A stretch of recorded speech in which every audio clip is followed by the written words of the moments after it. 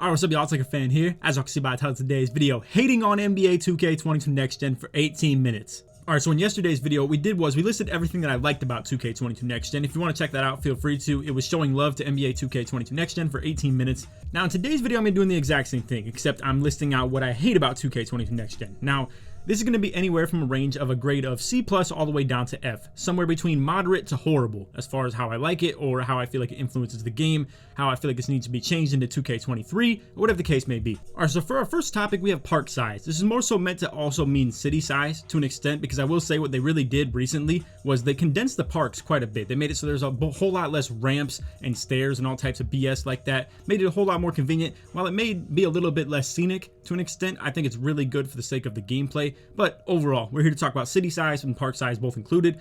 I think, personally, it's really stupid to have so many different parks when really everybody just plays in the one that they're from as far as the affiliation goes. And I'm going to reveal 4 different things at once, honestly, because what I want to talk about is this one right here that I have in F.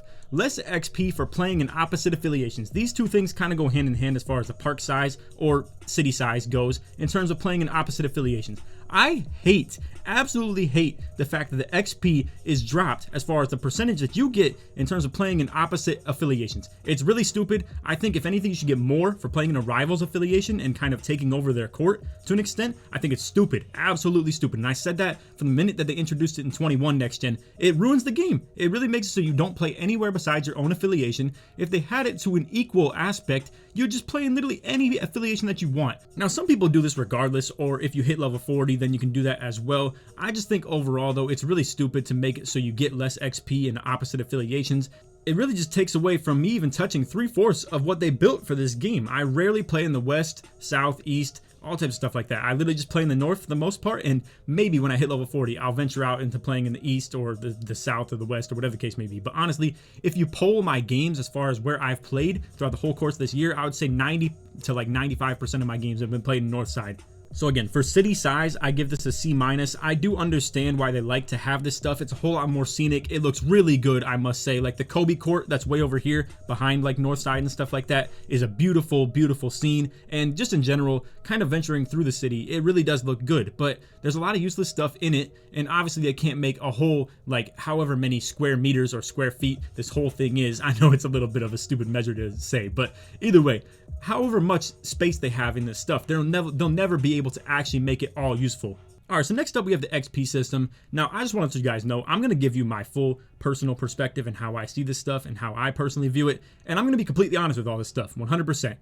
Me personally, I'm a big hater of this XP system. I don't like the fact that it's in seasons. I don't like that it's all kind of chopped into different areas, and once I hit level 40 in one season, I don't even feel like playing the game anymore. I know it sounds stupid. I should be playing the game just for fun or just for content or whatever I'm trying to do when it comes to me playing the game. But I'm sure a lot of people, like I'm talking like a very big majority of the community feels this way, that once you hit level 40, you're no longer rewarded for playing the game. And some people need that to be able to play it consistently, and it like kind of propels them to a new like grind to an extent, and they're going for that XP. They're going for the legend reward that in previous seasons takes thousands of games to hit, like literally nearly 5,000 plus, 7,000 plus type stuff like that. Honestly, in this season, in this like year of 2K, it just feels a little bit redundant to be playing late in the season and stuff like that. And I've seen in the views too, they spike up when the new season starts, and when it gets to like the middle of the season and everybody's level 40, people aren't really playing the game quite as much, and they're not watching the game quite as much. So I know I'm speaking from a content creator's perspective. Me personally, if I'm talking just from a content creator's perspective, this stuff is great for videos. I mean, I can sit here and do tier lists every single beginning of a new season and stuff like that. I mean, I could sit here and do best build for season 4, best build for season 3, best build for season 2. It's recurring content stuff over and over. So don't sit here and say I'm biased just because I'm a YouTuber. Me personally, I feel like I'd be playing the game a whole lot more if there was like a true legend reward, where I would be nowhere close to it if I had the games played that I do right now. I've only played 2,000 games on this game, and some people played even less and still hit legend. Like some people probably have like 1,000 games played and hit legend. It's crazy talk, bro. Honestly, it is ridiculous. I think I graded this a D+ just because I do understand your guys' perspective as far as some people probably do like this. So I didn't want to give it an F or anything like that. It doesn't deserve an F, but I will say, I think a lot of people do agree the XP system this year is really flawed, and I hope they don't bring it back. I'm gonna just put it like that. Again, I understand some of y'all are probably smashing that dislike right now because you feel the complete opposite of it. You're like, Laker, I work a full-time job, 40 hours a week. I got kids, I got family, I got all types of stuff like that. Listen, bro, why do you even care about a legend reward in the first place, bro? In the first place, because it's been dumbed down, it's a stupid parrot this year. And this is where I want to talk about the rewards, all right? Now, you're probably sitting here hearing my passion as far as that parrot, that stupid parrot, all right? And you're probably wondering why it's a C-, and it's like not an F or something like that. I will say, I think they did a really good job at the season rewards. I think the tiger for season 4 is a really cool thing. I think what they've done, the season 3 rewards were kind of an L, but either way, the shoes were okay, I guess. They weren't very good, but either way, as far as the XP rewards seasonally, you do get the extra badge points, which I think is a really cool idea. I, as well as a lot of different people who play this game, now get 8 extra badges for every build they ever create in this game because they've hit either level 40 through every season, or you get the 4 extra ones for the college. But anyway, overall, I think the general XP rewards are decent, but some of them are things you should get off rip anyway. Now, I think the rarity in it also creates a little bit of a cool aspect. Like, for instance, me getting like the Kobe or LeBron or the Lakers banners and stuff like that, and actually having to earn it rather than just getting it for free and putting it as my thing where everybody else in the game can do that too. I understand it's a little bit cool, but at the same time, there's things like emotes that are unlocked through XP as well. I'm trying to get them for my thumbnails and stuff, bro. Like, I mean, it's so inconvenient that you can't just get emotes. Why should emotes be unlocked through XP? Or, again, there's a lot of different things. I mean, you could put the green jump shot landings all throughout the whole game rather than making it XP rewarded, but I understand they want to get people to play the game. It makes sense. Obviously, you want to put those things behind, you know, an XP wall. I get it. And last thing, as far as wrapping up this little topic right here, as far as the XP system and the XP rewards, I really do worry that the way this is currently set up just makes it so if they were to do this every single year in 2K, you're going to see this exact process loop over and over again. I honestly feel like I'm really worried about Season 5, Season 6, even Season 7 content, where I'm really worried that people are just going to stop playing the game entirely. And that's my truth to it, honestly. Now, I'm not going to be in that perspective, but I feel like that's kind of the general community consensus as far as how it feels right now. And, you know, I just feel like things are very limited in the long-term longevity of this. And if the legend reward isn't even that good in the first place either, of the stupid parrot, and you don't actually get any extra badges or anything like that, or any just cool rewards or anything like that people actually have to work for, then you're not even going to see like that people even want to play it anymore after like seeing what they even got after grinding it. Or if they weren't at the legend reward yet and they even had maybe multiple seasons to go, some people have probably given up on it entirely. So me personally, XP rewards and XP system, complete garbage. I understand there are some decent ones along the way, but it is what it is. The long-term aspect of this is not good. And again, less XP for playing in opposite affiliations. Get away with this stuff, bro. It's absolutely stupid. I've never seen a worse idea in gaming at all. All right, this next one right here, I feel very, very passionate about as well. If you see an F next to it, I'll just put it like this, bro. I think it's an absolute stupid thing, whether it's currently constructed in the game or they need to get rid of it or that they don't have it. That's how I feel as far as anything that's in an F. So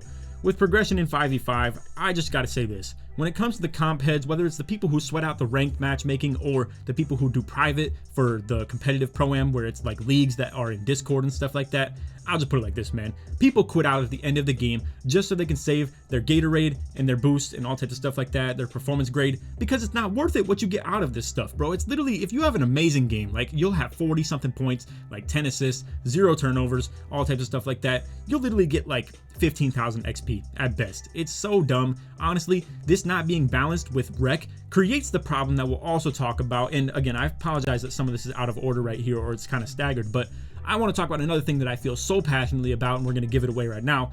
No solo queue rec. Also, I'm not sure if this is how you spell queue, but either way, both these things coexist with each other, where progression in 5v5 being so bad leads competitive like comp people who would rather play like team pro-am or climb the leaderboards and stuff like that, it leads them to bringing full squads to rec. And for the people who are a little bit of like loners, I'll put it like that. I feel like the randoms title is a little bit disrespectful, so I don't want to say that, but the guys who end up going into rec by themselves and they're just kind of chilling, they're trying to hoop, stuff like that, they end up running into full squads all day on rec, and the dudes who are running full squads in rec are sad too. But I'll just put it like this. I do understand why you guys are doing this when you would end up in 5v5 playing as a team, not even getting rewarded for it at all. You don't get any good XP. There's really no point. I mean, the rank system is kind of stupid as well, and the matchmaking like time that you have to wait is also bad because nobody plays this. It's really just a bad system. I feel like overall, if they did have solo queue rec, it'd be a big W for the people who do play on their own, or just a really good addition to the game just in general. So long story short, 2 good additions to the game in my opinion would be solo queue rec, where you can load up on your own and play with and against other people who are loading up on their own. So pretty much your whole team team of 5 would be all randoms, and then the whole team of 5 that you're playing against would be all randoms as well, or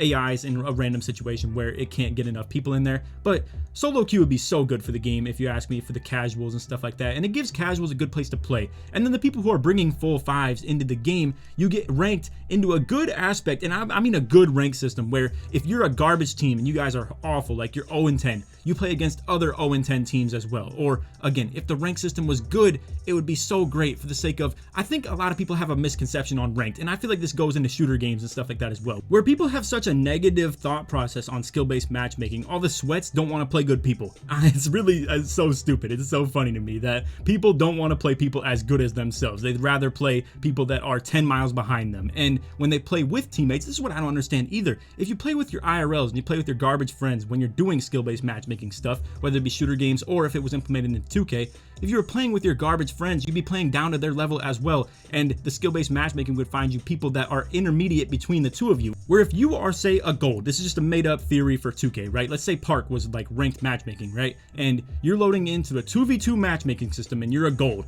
and your teammate is a bronze. It'll find you either another team who has a gold and a bronze, or they'll find you another team who has 2 silvers, and it kind of gets the two middle parts between you and your teammate and matches you up against them. Honestly, I think a ranked system like that, if it was in Pro-Am as well, would be great. And again, if you just do away with the rec center having full squads at all, and it was just all solo queue, it'd be perfect. It'd be a perfect world, bro. And everybody who's bringing full 5s into rec can just sit here in Pro-Am and play people that they're actually supposed to play against, not just be an 0-10 team and get matched up with a 105 team. It's so stupid that that's even a thing, and the rank system needs to be a whole lot better. Ironically, I'm so dumb that I didn't reveal this earlier, but this is how I feel. We just talked about this as well. It was one of the last points that I had, but I do want to backtrack. I feel like we're getting way too far ahead of ourselves. But anyway, a lot of the passionate things that I feel about this game, you can see like really lowly graded. F, F, F, D, simple as that. I feel like the lack of ranked and the lack of XP for playing in opposite affiliations, the progression that you get in 5v5, it's really stupid. They do away with Pro-Am entirely, and everybody just forced into the rec, and then because of that, you have full 5s in the rec that ruin the experience for the solo queue guys. And this will all be a perfect world if they just kind of revised all this stuff and turned these Fs into As. I'll just put it like that. So I want to backtrack a little bit. We didn't talk about the MyPLAYER builder yet. I feel like this is overall the best thing on this list that I have to say. It's like the least passionately aggressive that I feel about anything on this list. Overall, I feel like it's actually pretty good, but there are a couple negatives to it. Like, there are a couple things, like obviously, for instance, the fact that everybody just maxes out their 3-pointer or ball handle or speed with ball. If you're a point guard, that's kind of a given though. I feel like it's very good customizable MyPLAYER builder. It probably doesn't even belong in this list, but I wanted to talk about maybe some of the negatives. We also talked in yesterday's video how I feel like if they kind of implemented a new badge budgeting system where things like blinders and mismatch expert would cost way more than, say, something like slippery off ball, or posterizer costs way more, or slippery finisher costs way more than, say, teardropper, where people would actually run teardropper if that was kind of at hand. And I feel like if you make bad badges cost less and you make good badges cost more, it would actually see a lot more balancing in terms of the level that people run badges at, and you maybe see a lot of different gameplay, people playing different than other people, and instead of everybody fitting the meta, you'd actually see a couple different, like, styles or loadouts as far as the game goes. But again, not a very big topic at hand. Another not very big topic at hand that we have right here is events. I've never been a big event head. I think just in general, the community kind of ruins it in a way with all the boosting and just stupid leaderboard system that they have with this stuff. I guess to an extent, the leaderboard system does play a factor in this though. Things in the past like basketball, guys, I gotta say, those are W events where the win streak is what matters, not the stupid my points or anything like that. Or like, for instance, obviously where you have the laps in that one event. I don't even know what some of these are anymore because I really don't care about events anymore at all. But like I said, basketball gods, where it's the biggest win streak wins the event, I think that's a big W. But then you even still have this stupid community where everybody is just saying trade, trade, trade, trade. Essentially, trade means they're trying to trade baskets back and forth all the way up to like 16 or something like that. And then somebody snakes them. Whoever snakes first pretty much wins the game, because you have this little verbal agreement between the two of you that you're going to just trade baskets up to 16 so that you can get the game over with quickly. So pretty much instead of playing a 21-21 game, whoever reaches 21 first, they're pretty much just spotting each other 16 points all the way across, and then boom, they're playing a 5-point like park game.